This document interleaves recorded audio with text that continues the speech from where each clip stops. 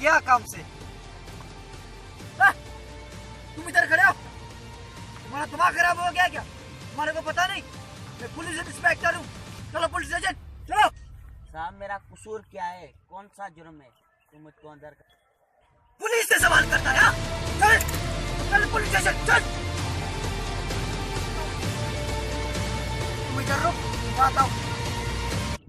बात सुन, एक मुर्गा लेके आया और उनके सामने तू मुझे सांप का लकब दे और उसके हिसाब से वो जो पैसा देगा ना 50-50, समझा क्या?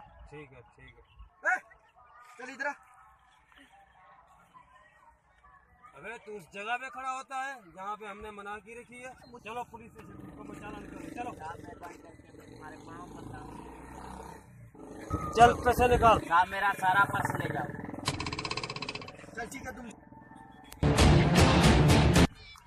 बात सुन, इसमें 25,000 रुपया है, इसमें से 5,000 रुपया तू रख, सही है, और 20,000 मैं रखता हूँ। चल ठीक है।